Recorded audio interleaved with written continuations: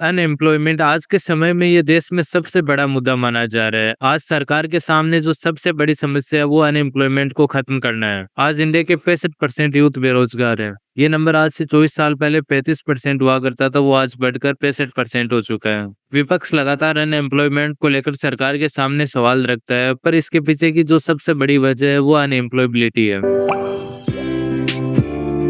Indian कौशल report के according India की 55% youth ऐसे हैं जिनके पास आज की इंडस्ट्री की डिमांड के अकॉर्डिंग कोई भी स्किल नहीं है। इंडिया आज लार्जेस्ट यूथ पॉपुलेशन वाला देश है, जिसकी आधी आबादी ने अभी 25 की एज भी क्रॉस नहीं की है। इकोनॉमिक्स के पॉइंट ऑफ व्यू से ये माना जाता है कि जिस देश की पॉपुलेशन में यूथ पॉपुलेशन ज्यादा होती है उसकी अर्थव्यवस्था तेजी से बढ़ती है। ऐसा ही 1950s के जापान के साथ और 1980s के चाइना के साथ हुआ। इस टाइम पर इन देशों में यूथ पॉपुलेशन ज्यादा थी, इसलिए तेजी से अर्थव्यवस्था बढ़ी और दुनिया की सबसे बड़ी अर्थव्यवस्था बन गई। और इन देशों के समान ही आज इंडिया की हालत है। पर आज के समय में इंडियन यूथ पॉपुलेशन अनएम्प्लॉयमेंट जैसी बड़ी समस्या का सामना कर रही है। इंडिया जिस पॉपुलेशन से ग्रोथ की उम्मीद रखता है वो आज अनस्किल्ड और जॉबलेस है। इंडिया में जितनी पॉपुलेशन आज अनएम्प्लॉयड है उसमें से 83% 34 से कम एज की है। इंडिया में हर साल 1 करोड़ लोग ग्रेजुएशन करते हैं, जिसमें से 50 लाख अनएम्प्लॉयबल है, यानी कि 50 लाख के पास कोई ऐसी स्किल नहीं है जिससे उनको रोजगार मिल सके।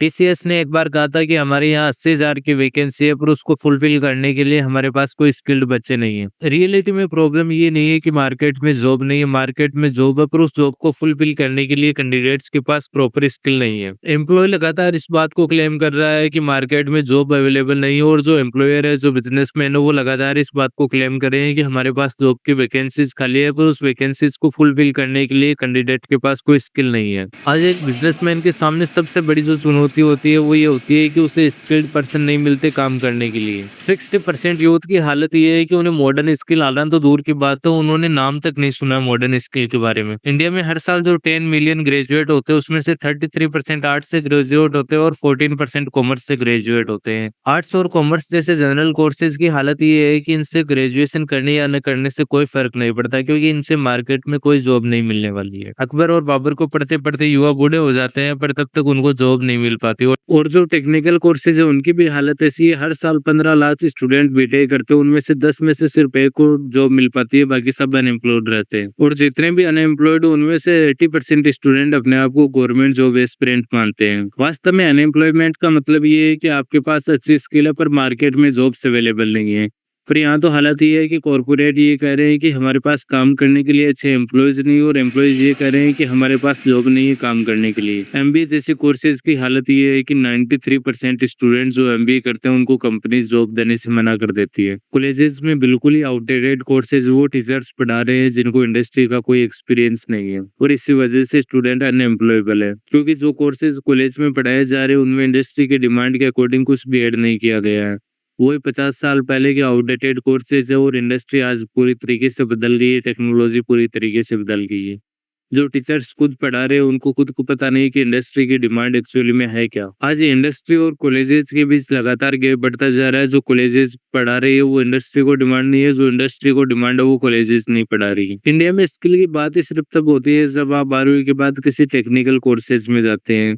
उससे पहले 12वीं तक के कोर्सेज में तो टेक्नोलॉजी से कोई लेना देना ही नहीं होता। नर्सरी से लेकर 12वीं तक स्कूलें सिर्फ इस बात पर फोकस करती है कि कैसे एक के बाद एक टॉपर्स निकाले जा सके, और उन टॉपर्स के रिजल्ट दिखाकर बहुत सारे एडमिशन लिए जाते हैं स्कूल में। और इन स्कूलों और कोचिंग्स के बड़े बड़े पोस्टर देकर जो भेड़ जाल चलने वाले पेरेंट्स है वो अपने बच्चे को इस स्कूल में डाल देते हैं, और 20 साल तक लाखों रुपए पढ़ाई पर खर्चा करने के बाद ये समझ में नहीं आता कि उसे रोजगार कैसे मिलेगा। पिछले कुछ सालों में अनएम्प्लॉयबिलिटी की प्रॉब्लम लगातार बढ़ती गई, क्योंकि कोर्सेज उस हिसाब से डिजाइन नहीं थे और टेक्नोलॉजी बहुत तेजी से आगे बढ़ी। हर 10 साल में वो मेजर चेंजेस आ गए इंडस्ट्री में जितने पिछले 100 सालों में नहीं आए। अभी इंडिया में 30 साल पहले 2G आया, उसके बाद 12 साल लगे 3G को आने के में, और 4 साल में 4G आ गया, और अभी 5G आ गया, और 6G पे बात चल रही है। और जिस हिसाब से टेक्नोलॉजी भाग रही है उसके हिसाब से हमारे स्किल डेवलपमेंट, ट्रेनिंग कोर्सेज और एजुकेशन सिस्टम डिजाइन नहीं है। अब आप एआई को ही देख लीजिए, पिछले कुछ 1-1.5 साल पहले जनरेटिव एआई पर बात होने लगी थी,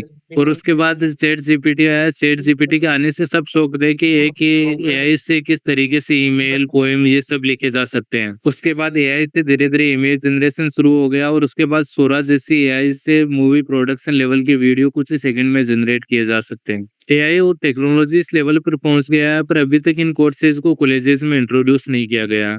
इससे फ़र्क क्या पड़ता है कि इंडिया में ज़्यादातर जॉब है वो सर्विस और मैन्युफैक्चरिंग सेक्टर पर है, यानी कि वो स्किल बेस्ड कोर्सेज पर ही डिपेंडेंट है। अगर स्किल को इम्प्रूव नहीं किया गया तो इससे लगातार इसकी जो सर्विस और मैन्युफैक्चरिंग की जॉब्स है वो खत्म होगी। आज इंडिया में जो बाहर से कंपनीज आ रही है वो इसलिए आ रही है क्योंकि हमारे पास स्किल और सस्ते वर्क फोर्स है। अगर अनएम्प्लॉयड रहेंगे, स्किल को इम्प्रूव नहीं करेंगे तो ये कंपनीज बाहर किसी दूसरे एशियन कंट्रीज में जा सकती है। चाइना से बहुत सारी इंडस्ट्रीज बाहर निकली पर वो इंडिया में नहीं है, अन्य देशों में सेटअप हो गई। इसका कारण था कि अनएम्प्लॉयबल लोग ज्यादा थे। इस वजह से दूसरे देशों से जो फैक्ट्रीज उठ रही है वो इंडिया में नहीं आ पा रही है। इंडिया में स्किल को इम्प्रूव करने के लिए पीएम मोदी ने 2015 में स्किल इंडिया लॉन्च किया। इसके तहत 2023 में 1 करोड़ लोगों को ट्रेनिंग दी गई, जिसमें 22 लाख लोगों को रोजगार मिला। पर इस स्किल इंडिया में जो ट्रेनिंग दी गई वो बेसिकली स्मॉल बिजनेसेस के लिए थी।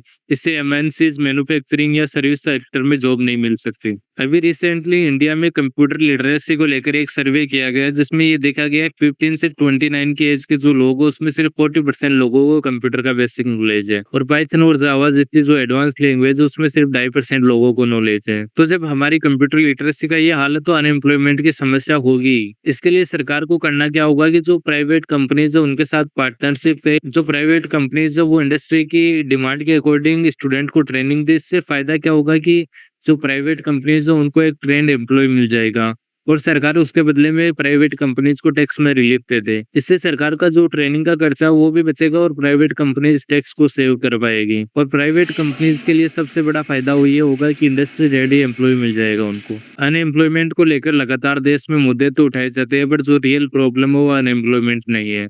अगर इसका 1% ध्यान भी हम अनएम्प्लॉयबिलिटी पर दे तो ये प्रॉब्लम खत्म हो सकती है। जो रियल प्रॉब्लम है वो लैक ऑफ स्किल है। अगर हम यूथ की स्किल को इम्प्रूव करेंगे तो ये जो अनएम्प्लॉयमेंट की प्रॉब्लम है वो खत्म हो जाएगी, क्योंकि बाहर की कंपनीज वो अपनी फैक्ट्रीज इंडिया में लगाना प्रेफर करेगी और इससे ऑटोमेटिकली जॉब क्रिएट होगी। आपकी अनएम्प्लॉयमेंट और अनएम्प्लॉयबिलिटी को लेकर क्या राय है इसको कमेंट बॉक्स में बताएं, और मिलते हैं नेक्स्ट वीडियो में। Thank you.